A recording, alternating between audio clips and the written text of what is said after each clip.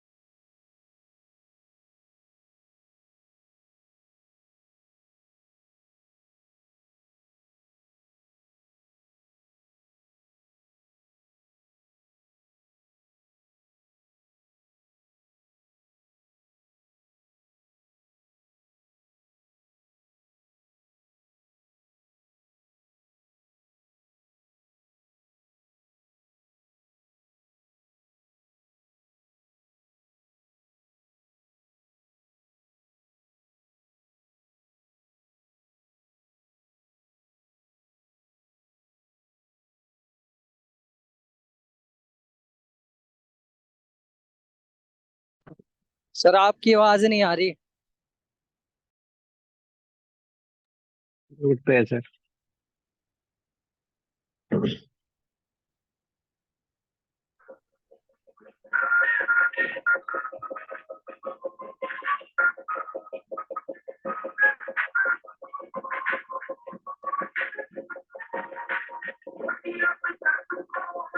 इसका हल कर लो।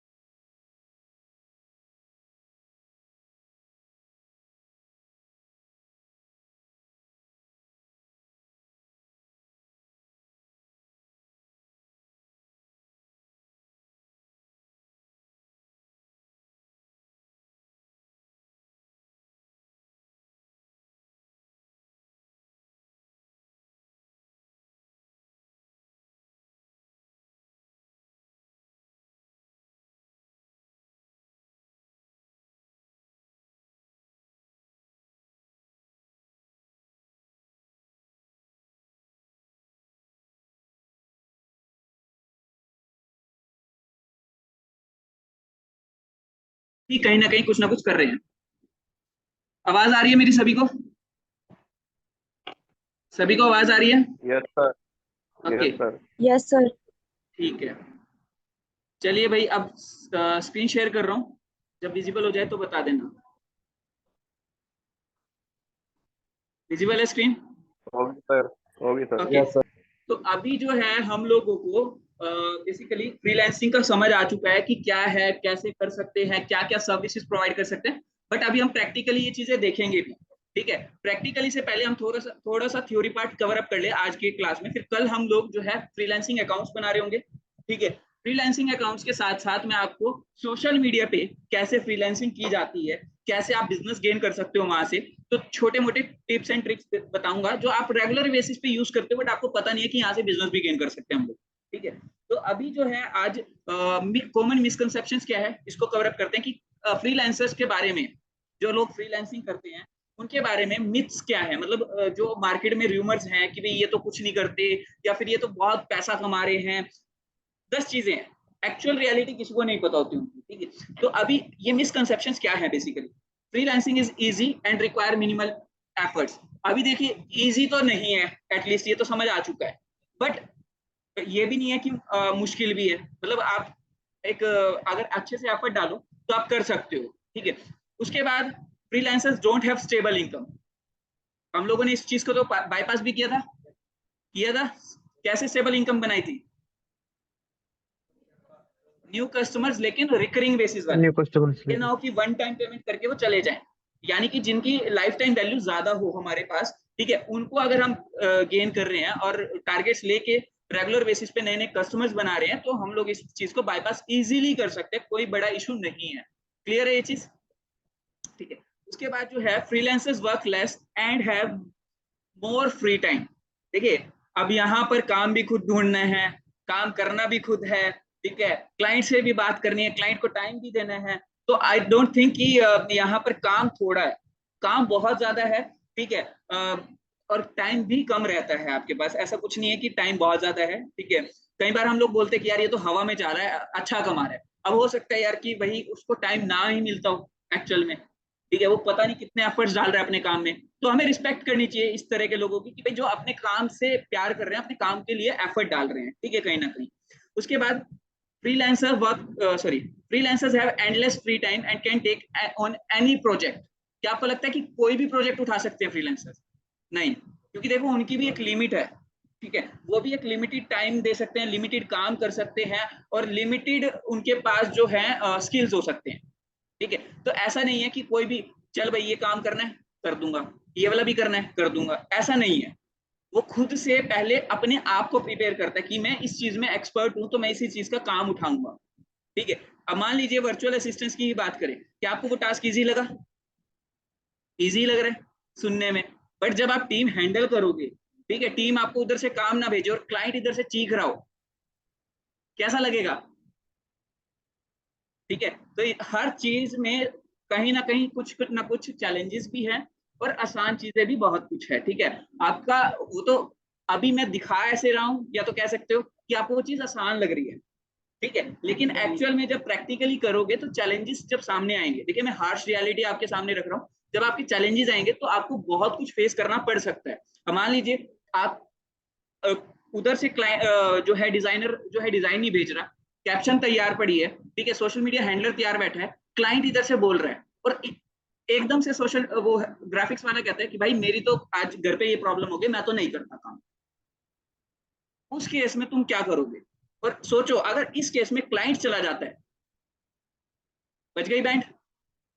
जो तुम्हें पे कर रहा है इसी चीज को हैंडल करने का, तुम्हारी तो बच गई ना बैंड, ठीक है। तो देखिए हर चीज को बहुत तरीके से हैंडल करना पड़ता है, हर चीज को एक बैकअप लेके चलना पड़ता है, हर चीज में तुम्हारी कुछ ना कुछ चैलेंजेस रहते हैं, ठीक है। एक छोटी सी केस स्टडी बताई है ये मैंने सिर्फ, कि अगर इस तरीके की सिचुएशन तुम्हारे पास आ जाए तो, ठीक है, तो आप खुद से जज कर सकते हो कि क्या कुछ हो सकते हैं चैलेंजेस। अभी तो एक छोटा सा चैलेंज मैंने बताया, ठीक है।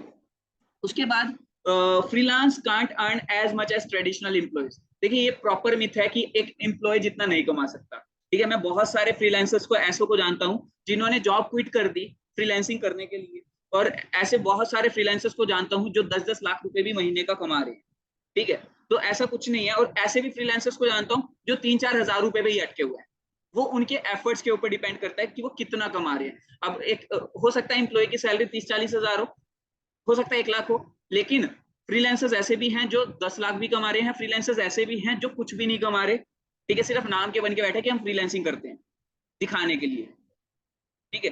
तो वो आपके ऊपर डिपेंड करता है, आपके कैलिबर के ऊपर डिपेंड करता है कि आप कितना कमा रहे हो एक्चुअल में, ठीक है। उसके बाद freelancer is lonelier than traditional employment, मतलब कि एक ट्रेडिशनल जो एम्प्लॉय है, ठीक है, उससे ज्यादा लोनली है। क्या आपको लगता है? मतलब अभी मैंने जो सिचुएशन बताई थी, एक आपकी भाई अकेला फील करते हो, वो बाईपास कर ली थी हम लोगों ने ऑलरेडी, ठीक है। तो ये भी एक तरीके की मिथ है, ठीक है। उसके बाद फ्रीलांसर्स डोंट नीड टू पे टैक्सेस। ये सबके माइंड में आता है कि भाई फ्रीलांसर की मौज है, कोई टैक्स नहीं पे करना, बस कमाई कमाई, होता है ना सबके माइंड में, बट ऐसा कुछ नहीं है। टैक्सेस उसको भी पे करने पड़ते हैं। आप अगर मान लीजिए वो प्रोप्राइटरशिप के तरह से काम कर रहा है, तो उसको 5 लाख 7 लाख से ऊपर जो जितना भी प्रॉफिट होगा उसके बिजनेस में, उसका टैक्स देना पड़ेगा, ठीक है। बट अगर वहीं पे एक बिजनेस अगर काम कर रहा है, पार्टनरशिप फर्म भी इवन है, तो अगर वो 1 रुपया भी प्रॉफिट कमा रही है फर्म, तो 30 पैसे गवर्नमेंट को जाएंगे, ठीक है। तो टैक्सेस के रूल्स वही हैं, वो मत सोचिए कि वो अलग हो जाएंगे या कुछ भी है, ऐसा कुछ नहीं होने वाला, क्लियर है ये चीजें? ऑनलाइन वाले स्टूडेंट्स क्लियर है सभी को? Yes sir. ठीक है। हाँ अब जी। आगे है identifying sir. Skills and patience. अब देखिए स्किल्स और पैशंस को पहचानने के लिए मैंने आपको एक टास्क दिया था पहले, ठीक है, जिसके अंदर आपको क्या बोला गया था कि आप क्या करोगे, सेल्फ असेसमेंट, जिसके अंदर आपको स्वॉट एनालिसिस करने के लिए बोला गया था।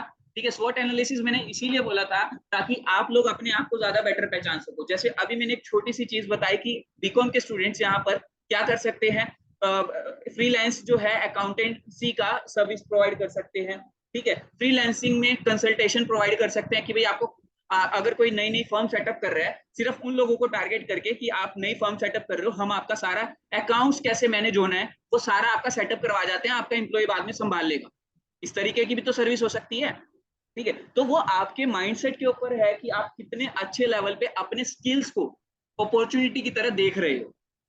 ठीक है, अगर यहाँ पे एक अकाउंटेंट नॉर्मल है, वो ये सोचेगा कि यार अकाउंट्स आता है मुझे, पता नहीं कोई जॉब देगा नहीं देगा, कहाँ पे जॉब मिलेगी, कितने की मिलेगी। बट वहीं पे एक जो अपॉर्चुनिस्टिक पर्सन होगा, जो अपॉर्चुनिटीज की तलाश में रहेगा, वो बेशक अभी अकाउंट्स की स्टार्टिंग हो उसकी, ठीक है, वो जाके ऐसा दिखाएगा कि भाई साहब मुझे अकाउंट्स आता है, आप मेरे को काम दो बस। ठीक है, अब हो सकता है वो उस अकाउंटेंसी सर्विस को कितनी तरीके से रोटेट कर सके, कितनी तरीके से उसको शो कर सके। मान लीजिए कोई वो नई नई फर्म्स को जो है टारगेट कर रहा है। अभी तक मान लो ये मार्केट में गैप था कि नई फर्म जो ओपन होती है उनको अकाउंट्स मैनेज करवाने में बहुत इशू रहता है। तो अब वो क्या कहता है कि भाई मैं आपका एक ऐसा ऑटोमेटेड सेटअप बना दूंगा कि आपको अकाउंटेंट की जरूरत नहीं है, आपका सारा कुछ ऑटोमेशन से होगा, बस यहाँ पे ये वैल्यू डालनी है, आपकी सारी कैलकुलेशन हो जाएंगी। ठीक है, तो क्या होगा, उसको पैसा मिलेगा। ठीक है, तो यहाँ पर आपको सोचना है कि आप अपनी जो स्किल है उसको किस तरीके से मोनेटाइज करोगे, किस लेवल तक मोनेटाइज करोगे। ठीक है, आज के टाइम पे छोटे छोटे से स्किल्स, ठीक है, अभी मैं अगर बात करूं, पता नहीं आप लोगों ने वो ऐड देखी होगी या नहीं देखी होगी, एक यशिका करके एक लड़की है, उसकी बहुत बार ऐड आती है यूट्यूब पे कि आपको ड्रॉप सर्विसिंग बिजनेस, देखी है आपने? ओके, तो पारुल ने देखी है। ठीक है, वो क्या बताती है कि ड्रॉप सर्विसिंग का बिजनेस स्टार्ट करो, ना तो आपको स्किल्स चाहिए, ना आपको कोई टीम चाहिए, ठीक है, और आपका पैसा ही कमाओगे बस। तो उसमें वो एग्जांपल देती है कि मैंने एक फॉरेन से जो है 50,000 का क्लाइंट पकड़ा, ठीक है, और मैंने 5,000 में काम करवा लिया। और अगर एक्चुअल में ये देखें, ये बहुत पुराना बिजनेस चल रहा है आउटसोर्सिंग का, जिसको बिजनेस बोलते हैं। ठीक है, इस कोर्स को कराने के वो 4-5 हजार रुपए चार्ज कर रही है। ठीक है, अब अगर देखा जाए यहाँ पे मैंने वो चीज फ्री में बता भी दिया कि कैसे हम लोग फ्रीलांसर्स की टीम बनाएंगे, कैसे आप लोगों को कॉन्ट्रैक्ट रेडी करना है वो समझ आ जाएगा, थोड़ा सा आप स्टडी करोगे। ठीक है, बस वो क्या एक्स्ट्रा कर रही है, कॉन्ट्रैक्ट्स की कॉपीज आपको दे रही है, एग्रीमेंट्स की कॉपीज आपको दे रही है, क्लाइंट ढूंढने का प्रॉपर तरीका जो है अभी हम लोग सीखेंगे, तो वो बता रही है, इससे ज्यादा वो कुछ नहीं बता रही। अब खुद सोचिए, इतने छोटे से स्किल को, इतनी छोटी सी नॉलेज को उसने कैसे मोनेटाइज किया, 4,000 रुपए का कोर्स बना के बेच रही है। और ऑनलाइन में उसने रिकॉर्डेड करके एक बार कोर्स बना लिया है, अब उसी को वो बार बार बेच रही है। मान लीजिए एक पर्सन को बेचने के लिए उसका 1,000 रुपए भी लग गया, कोर्स रिकॉर्डिंग की जो कोर्स रिकॉर्डिंग की कॉस्ट है वो एक बार ही आई होगी उसकी। ठीक है, 3,000 रुपए का फिर भी उसको प्रॉफिट है पर सेल। मतलब कि अगर वो एक दिन में 100 लोगों को भी अपना कोर्स बेच रही है, कितना प्रॉफिट हो गया, कितना हो गया? 3 लाख। 3 लाख। ठीक है, अब देखिए खुद सोचिए, एक दिन में वो 3 लाख आराम से कमा सकती है। अगर 1,000 रुपए की भी बात करें, अगर वो स्केल कर चुकी है अपने बिजनेस को, तो देखा जाए 1,000 रुपए एक सेल पे अगर लग रहा है, तो 100 सेल निकालने के लिए उसको कितना खर्च करना पड़ा, कितना करना पड़ा? 1,000 रुपए में 100 सेल निकालने के लिए 1 लाख रुपए, 1 लाख रुपए का, लाख रुपए 1 लाख रुपए का अगर उसने चलो एक दिन में पैसा खर्च किया भी, तो बदले में 3 लाख प्रॉफिट भी तो निकाल रही है।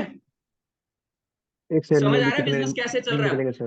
ठीक है, तो देखिए छोटे से छोटे पॉइंट में भी बिजनेस है अगर देखा जाए, बस आपका माइंडसेट होना चाहिए कि बिजनेस करना कैसे, क्या करना है। क्लियर हुई ये चीज? ठीक है, तो आज से सभी जितने भी आप एडवर्टीजमेंट देखते हो, ध्यान से देखा करो वहां वो कैसे बिजनेस कर रहा है। आप जब खुद से माइंड लगाना शुरू करोगे तो अपने आप आपकी बिजनेस आइडियाज निकलने शुरू हो जाएंगे। क्लियर हुई? ठीक है, तो उसके बाद स्किल्स और पैशन को आपने अब पहचानना है। ठीक है, इसके बाद हम लोग आ जाते हैं अब फ्रीलांसिंग प्लेटफॉर्म्स के ऊपर, ठीक है, जो कि हम पढ़ेंगे कल। ठीक है, तो इतना सब कवर अप कर लेंगे, पक्का? ओके, ठीक है, चलिए फिर एंड करें सेशन, या किसी का कोई डाउट है? किसी का कोई डाउट है क्या आज के सेशन में? हाँ सर। नहीं सर, कोई हेलो डाउट नहीं आज। सर। हाँ जी। सर मुझे मतलब ये लिंक वगैरह वीडियोस के जो मैंने पीछे नहीं देखे वो कहाँ मिलेंगे? ग्रुप की डिस्क्रिप्शन में। ओके सर, या व्हाट्सएप के में? हाँ जी। हाँ व्हाट्सएप ग्रुप के डिस्क्रिप्शन में। Okay sir. समझ आया सभी को भाई? ठीक है, आई होप कि बिजनेस कैसे होता है, कैसे आपको आइडियाज निकालने हैं वो समझ आ रहा होगा। ठीक है, अभी मैंने थोड़े से आइडियाज दिए हैं, ठीक है, आइडियाज देने को पूरा दिन भी खत्म हो जाएगा तब भी आइडियाज नहीं खत्म होंगे। ठीक है, बट एक्चुअल में बात ये है कि आप किस आइडिया को पकड़ के कितना ज्यादा अच्छे तरीके से काम कर रहे हो, उसको कितना अच्छा शोकेस कर रहे हो। देखिए, मैंने आपको एक टास्क दिया था पीछे, 7 P's ऑफ मार्केटिंग। ठीक है, अगर आप ध्यान से देखो ना, यस सर। जो मैंने आपको ड्रॉप सर्विसिंग का ये एग्जांपल दिया था, इसमें जो उसने रिप्रेजेंटेशन की है, ये उसका पैकेजिंग है बेसिकली। पैकेज जो पैकेज वाला था ना एक, शायद, कि भाई पैकेज पैक कैसे बना रहे हो, आई थिंक क्या था, एक पैकेजिंग था ना कि भाई आपका प्रोडक्ट कैसे पैकेज कर रहे हो, आप पैक कर रहे हो। ठीक है, तो पैकेजिंग का जो है इतने अच्छे तरीके से उसने हाईलाइट किया अपने कोर्स को, रिप्रेजेंटेशन इतनी अच्छी थी कि लोग उसको खरीदते हैं एक्चुअल में। ठीक है, खरीदते हैं तभी तभी तो वो जो है इतनी एडवर्टीजमेंट कर रही है, इतना पैसा खर्च कर रही है। तो आई होप कि सभी को समझ आई होगी ये चीजें कि कैसे हम लोग जो है छोटे छोटे आइडियाज को ले सकते हैं और उसी से अपना करियर बिल्ड कर सकते हैं। क्लियर है?